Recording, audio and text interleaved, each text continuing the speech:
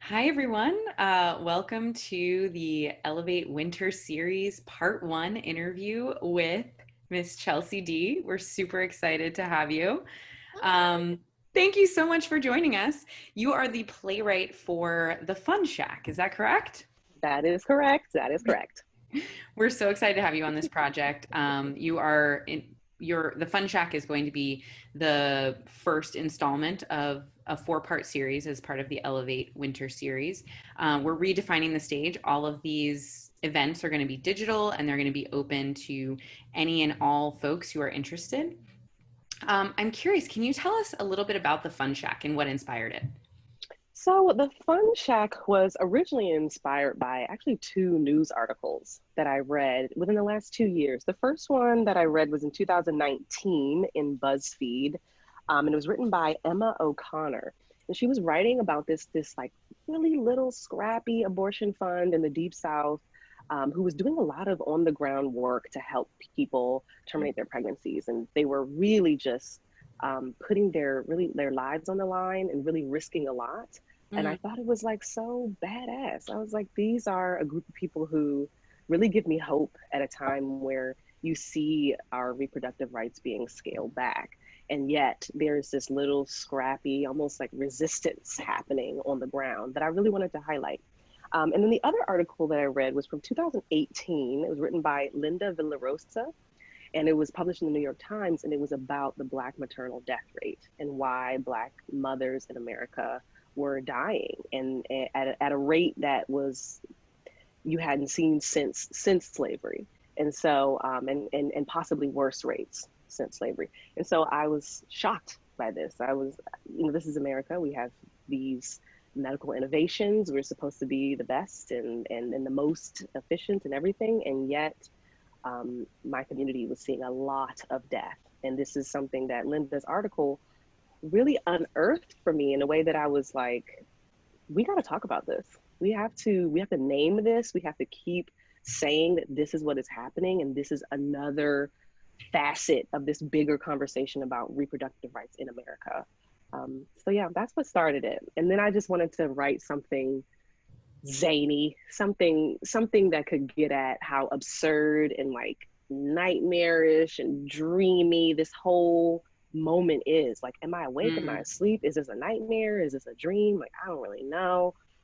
And living in this between place. So I wanted to write something that captured all of that. So tell me a little bit about what you'd like the audience to walk away with. I love this Oh, for sure. juxtaposition of like dream world versus reality and all of that. I'm curious, what should the audience expect to leave the evening with? I really want them to walk away with a sense of hope, with a sense of there can be large scale oppression, there can be large scale, very well coordinated attacks against your rights, and yet life finds a way. There's like people who are still creating, there are people who are still resisting, there are people who are still moving towards liberation and freedom and autonomy in the midst of everything. And so to me, that gives me great joy. It gives me great like feeling of resilience. I can really tap into their resilience and fuel my own. And the other thing I want folks to walk away with is, where is the nightmare and the absurdity that you see in your waking life? When you're reading the newspaper or when you're checking out your social media, you know, what feels unreal to you? What feels like this is so absurd that I don't know if I'm awake or not. I would really love for people to walk away questioning reality, questioning your comfort in reality. Yeah. Oh my gosh, that's amazing. Thank you. No, I'm gonna literally start to evaluate my own Question. situation and question what is happening, right?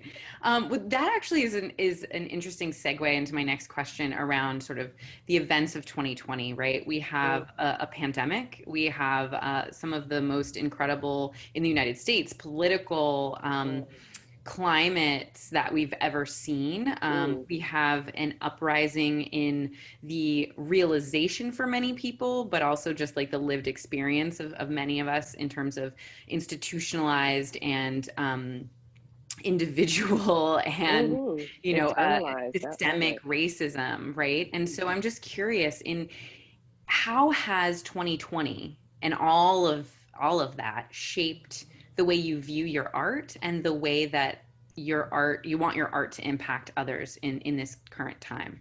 Mm. Well, that's a big it's a big juicy one. It's a big juicy one because 2020 has been, talk about clarifying vision. Talk about laying it all out there, naming it, not turning away from the writing on the wall, not turning away from the truth as it stands. And my thing, I'm always saying the truth don't need defending. So there are Amen. things that have been there are things that have been happening, like Linda Villarosa's article that have been going on for decades now. And we can't look away. We can't look away. And so I feel like 2020 with COVID has made us have to evaluate, confront, face the culture. Like this is the water that we have grown up in. This is white supremacy, a lack of care for Black lives and brown lives and indigenous lives. I mean, this has been what we have been stewing in. This has been surrounding us for a long time.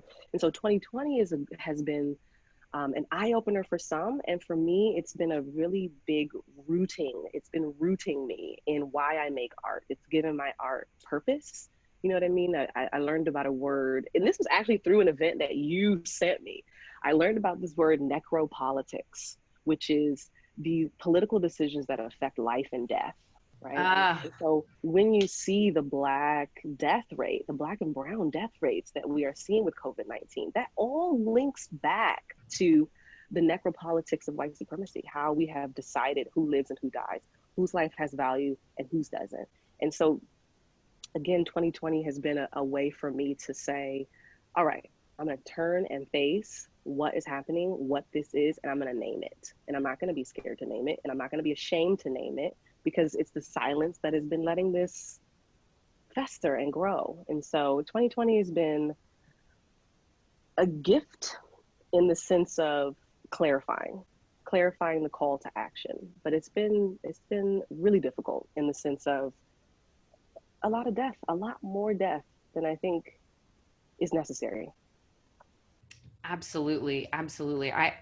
I can't agree more that 2020 has been a call to action. Nina Simone's quote keeps Mm, echoing in my head. It is an artist's duty to yeah. reflect the times. And so that's exactly what we're doing with this Elevate evening, with this Elevate Winter series. This is exactly what we're trying to do by lifting your voice, elevating the story of Black women's reproductive health and some of the challenges and opportunities we have as a society to support better access, better understanding, better care when we think Mm-hmm. about our Yep. Black women, Black femme folk, Black folk with Mm-hmm. uteruses, right? Babies. Yeah. That is exactly where we want to go with this. So I'm super excited, and I'm so thankful that you have written this piece at this time, that it has so many juicy little nuggets. And that we get to share it with folks in 2020 when we are in the thick of exactly what you described, something that is a gift and yet there's far too much death, and we want to correct that. We want to uplift folks, and to your point, use this story as a hopeful beacon towards where we can aspire to go. So And I thank just you want to so. thank Elevate. Thank you, Elevate. Because you read this, you heard it, you saw it.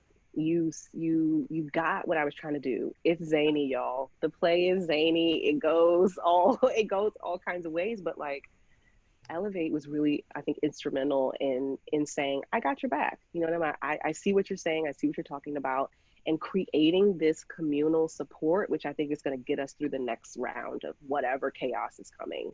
We're really building these community ties. So big love to Elevate. Ashe to the ancestors for bringing folks together and in conversation, because it's time and it's real. So thank you, Elevate. Absolutely. Thank you, ChelseaDee. We're so excited, and we can't wait to see the debut of an excerpt from the Fundshack on November 19th at 8 p.m. Eastern, 5 p.m. Pacific. Thank you all so much for joining us. And ChelseaDee, we're so pumped to promote your work, your piece, and thank you again. Thank you. Mwah.